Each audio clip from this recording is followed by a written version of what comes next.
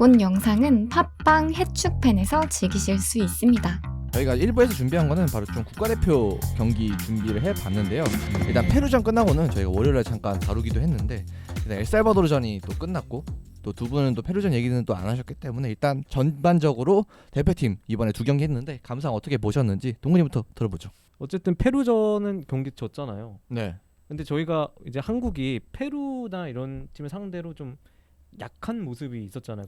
페루 그쵸. 상대로 한 번도 못 이겼다고 네, 하더라고요. 맞아요. 저도 무승인 거를 처음 알았어요. 음. 근데 해설위원분들이 이제 페루 상대 무승이라고 음. 해갖고 좀 깜짝 네, 놀랐습니다. 그래서 저는 그래도 페루 상대로 뭐 비기기만 해도 뭐 나쁘진 않은 결과겠네 했는데 결국에는 이렇게 패배를 맞이했죠. 그래서 좀 약간 실망을 그때 했고 좀 엘살바도르전이 굉장히 컸던 것 같아요. 네. 아, 그래도 그쵸. 이제 전반전 경기력을 보고 이건 뭐지 싶었어요.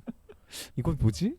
뭔가 찬스가 막 많이 나오는 것도 아니고 뭔가 막 그런 것도 아니고 뭔가 긍정적인 경기력이 전반전에 보이지 않아서 좀 실망을 했는데 이제 황희도 선수가 들어가서 골을 넣었죠. 네. 그래서 이제 그래도 1대0이면은 괜찮은 성과다 이랬는데 결국 마지막에 수비 집중력이 흐트러지면서 실점을 하더라고요. 맞습니다. 그게 좀 고질적인 문제 음. 같아서 이거 아시안컵 전에 빨리 수정을 하지 않으면은 좀 큰 문제가 생길 것 같습니다. 뭐 한마디로 하자면은 참을 만큼 참았다. 벌써 아웃 지금 얘기했는데 지금 뭐 농담으로 한 말이고요. 근데 페루전, 엘살바도르전을 저는 다 챙겨봤거든요. 근데 전반적으로 경기 내용 자체가 좀 아쉬웠다.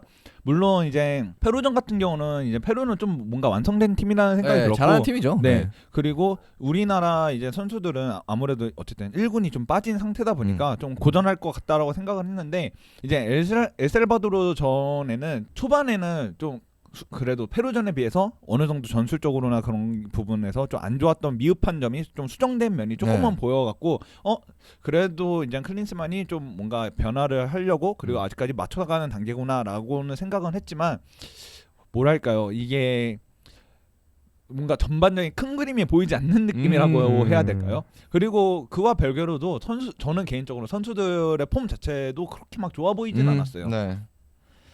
그래서 클린스만 감독도 이제 인터뷰에서 얘기를 했지만 일단 유럽파 선수들 같은 경우는 경기력 유지가 좀 어려웠던 선수들도 있고 좀 시즌이 일 끝나서 예를 들어 황희범 선수 같이 그런 선수들도 있었고 그다음에 전술 변화를 어쨌든 시도하다 보니까 벤투 때에 비해서 그 부분에서 아직은 좀 적응이 안 돼? 그런 것도 있었죠. 그리고 근데 어쨌든 중요한 거는 두 경기 다 결과는 좋지 않았는데 네, 그냥 스탯적으로 보자면은 우리가 많은 찬스를 만들어내긴 했다. 슈팅 같은 것도 많이 때리고 그러긴 한 것 같아요. 그래서 결국은 그냥 찬스는 많이 만들었는데 결정적인 수비 불안이라든가 이런 걸로 좀 결과가 안 나온 것 같은데 두 분은 4경기를 현재 봤을 때 네. 가장 시급하게 해결해야 될 게 뭐라고 좀 느끼셨나요? 저는 좀 골 결정력이라고 봐야 될까요? 결국에는 이렇게 찬스를 많이 만들어내는 모습이 있었음에도 불구하고 정작 득점은 그리 많지 않았다는 게 좀 약간은 아쉬운 점이라고 볼 수 있을 것 같아요. 이제 이번 이제 페루전이랑 엘살바도르전에는 손흥민 선수가 좀 부재했고 이런 문제가 있긴 했지만 그럼에도 불구하고 이제 다른 선수들 쪽에서 득점이 나와야지 손흥민 선수가 매번 골을 기록해 줄 수는 없잖아요. 그렇죠. 이제 앞으로 이제 경기들에서는 손흥민 선수가 에이스라는 걸 아니까 이제 집중 견제를 받을 텐데 그러기 위해서는 이제 다른 선수들이 골을 좀 분담해 주면서 이제 저희 국가대표팀이 조금 더 안정적인 경기력을 보여줄 수 있지 않을까 싶어요. 근데 골 결정력은 네. 대한민국, 제가 축구를 보기 시작한 시작부터 항상 대한민국에 대한 그 대표팀의 고질적인 문제는 언제나 골 결정력, 그렇죠. 네. 언제나 골 그렇죠. 결정력이었어요. 하긴 네. 제가 한 축구 보기 시작할 때부터 네. 항상 그때서부터 막 만화 이런 데서 많이 적혔어요. 한국의 문제는 골 결정. 맞아요. 근데 수정이 안 돼. 그게 뭐지? 항상 스포츠 뉴스 9시 스포츠 뉴스 네네네. 하면은 대한민국 대표팀 다음에는 이제 항상 그 스포츠 뉴스에 짤막하게 막 그거 하잖아요. 그렇죠. 그리고 거기서 항상 고질적인 대표팀 결정력 문제가 발목을 잡았어요. 항상 이거를 근데 들어봤기 진짜 때문에 20년 그럴 정도면 고질병이 맞아요. 네, 진짜 이건 너무 고질병인 것 팩트예요. 같고. 네. 저는 이거 경기를 봤을 때 이제 클린스만이 결국 추구하는 이제 축구 스타일이라는 게 어떤 것일까 이거를 빨리 찾는 게 좀 중요하지 않을까.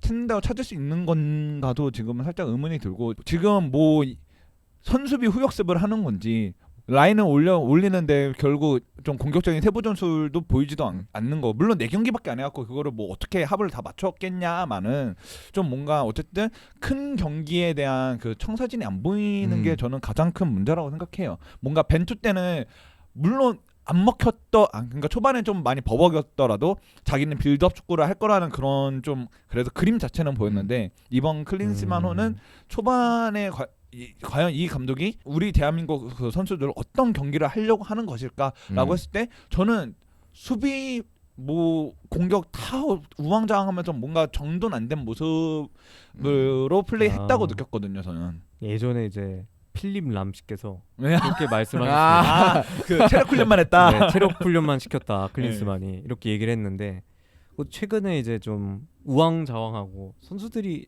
막 어떤 축구를 하는 건지 감을 못 잡는 것 같다는 모습은 저도 동의를 하고 그래서 저도 막 클린스만의 최근 축구를 보면서 이 감독이 하려는 게 뭐지? 뭔가 공격적인 축구를 하고 싶어 하는데 정작 골 찬스를 마무리 짓지를 못하고 그래서 오히려 이제 역습 상황에서 위협적인 상황을 맞이한다던가 이런 수비 불안이 또다시 발생을 하니까 결국에는 이제 공격적인 축구를 하는데 결국 뭐 이제 공격적인 축구 전개 그 자체는 좋지만 이제 골을 넣지 못하니까 저희도 답답하고 이제 또 그런 역습이나 이런 세트피스 장면에 실점을 하니까 이제 선수를 답답하고 이런 서로 답답한 일이 일어나게 되는 것 같아가지고 좀 수정을 해야 되지 않나 싶긴 합니다. 그리고 뭐 엘살바도르전에서 이제 뭐 한 후반 이제 한 70분 80분 정도의 그 장면이었던 것 같은데 그때 해설위원이 공격수들이 다 우왕좌왕하는 그 모습을 보고 공격수들에게 자유로움을 많이 부여하는 클린스만 감독의 전술 이런 식으로 표현했던 것 같아요. 네. 근데 저는 그거 보고 좀 살짝 정말 포장을 열심히 해주시려고 하시는구나 좀 그렇게 느껴갖고 제가 봤을 때는 그 자기들이 뭘 해야 될지 몰라서 포지셔닝도 제대로 못 하고 있는 선수들의 모습을 봤고 그다음에 수비진과 이제 미드필더진 사이의 간격도 엄청 많이 벌어져 있는 상태에서 현대 축구가 그렇게 자유로움을 부여를 하더라도 자기의 특정한 공간 안에서의 자유로움을 부여하는 거지 뭐 중구난방으로 니들 하고 싶은 대로 위치에 있어라 이런 식으로 전술을 운영하지는 않잖아요. 그런데 그걸 봤을 때는 좀 이제 해설들도 좀 뭔가 포장하기 벅차 보일 정도로 좀 공격적인 부분에서 좀 많이 애매하지 않았나. 네. 근데 그때 이제 교체가 제가 알기로는 공격수들을 싹 다 바꾸고 네네. 이제 공격수들을 더 투입한 걸로 알고 있는데 네. 그래서 막 이제 황인범 선수가 혼자 막 수비 앞에를 다 커버치고 있고 네. 이런 좀 문제가 발생을 하더라고요. 맞아요. 그 실점할 때의 라인업을 돌아보면 이제 왼쪽에 손흥민 선수가 있었고 네. 네. 그다음에 중앙에 홍현석 선수랑 황인범 선수랑 네, 두 명 그렇게 딱 두 명 위치에 있었는데 있었죠. 근데 두 선수가 이제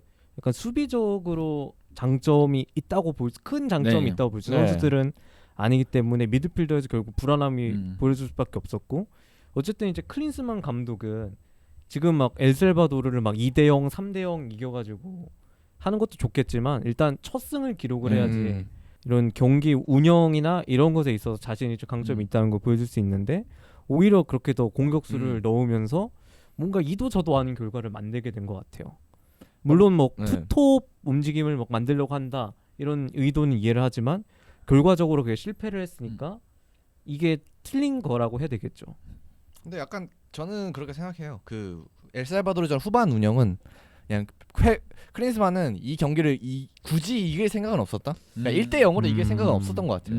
이겨도 우리 엘살바도르 정도의 팀이면 우리가 한 2대0, 3대0 이 정도로는 잡아야 본인이 만족한다고 판단했던 것 같고 그렇기 때문에 그렇죠. 뭐 후반에 오히려 원래 전반에는 좀 원톱으로 나섰다 후반에 이제 투톱으로 바꾸기도 했고 그리고 공격수도 오히려 더 공격적인 선수 더 넣었거든요 후반에 그런 맞아요. 거를 보아서 그러니까 우리가 굳이 이겼다고 생각하고 경기 운영을 안 한 것 같아요. 이게 감독 의도 자체가 그냥 그때 일본이 이제 엘살바도르를 제가 알기로 6대0인가 대승을 물론 이제 때문에 일본은 한 명이 퇴장 당하긴 했습니다. 네. 엘살바도르가. 그거는 그렇다 치고 어쨌든 일본이 그렇게 좋은 결과를 했기 때문에 결국 옆에 나라기 때문에 비교 당할 수밖에 없잖아요. 그런데 클린스만 입장에서도 그렇게 얘기를 들어보니까 또 이해는 되네요. 하지만 그렇게 해서는 안 됐다. 그러니까 어쨌든 결과적으로 이렇게 나왔으니까 그렇게 해서는 안 됐다라는 1대0으로라도 이기는 게 좋았다 더. 그렇죠. 어쨌든 그렇게 선수들의 분위기를 끌어올리고 일단은 첫 승으로 좀 팬들한테 믿음을 줘야지.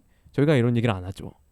그냥 이겼으니 됐습니다. 이렇게 딱 나올 수 있는데 뭔가 좀 마지막에 또 실점을 하는 모습을 보여주면서 뭔가 줬다 빼는 게 더 그럼 좀 억울하고 그렇잖아요. 뭔가 분하고 네. 아 이건 아닌데 맞아요. 약간 상실감이 크고 그런데 이런 모습을 계속해서 보여주니까 좀 실망감이 있었던 것 같습니다. 그리고 더 약간 실망감이 올라왔던 이유가 또 페루, 엘살바도르 둘 다 일본이랑 또 같이 상대를 했잖아요. 네. 우리나라랑. 근데 일본은 2승을 거뒀고 2승도 그냥 2승이 아니라 정말 시원하게. 네, 대승을 네. 거뒀죠. 네. 페루도 4대 1인가로 이겼더라고요. 맞아요. 네, 맞아요. 맞아요. 대승을 거뒀죠. 그렇기 때문에 뭔가 또 비교가 돼서 아 쟤네는 저렇게 잘하는데 쟤네는 와 우리는 여기서 1무 1패를 한다고 이거 약간 자괴감이 드는 일본과 비교를 해서 그런 것도 있었던 것 같아요.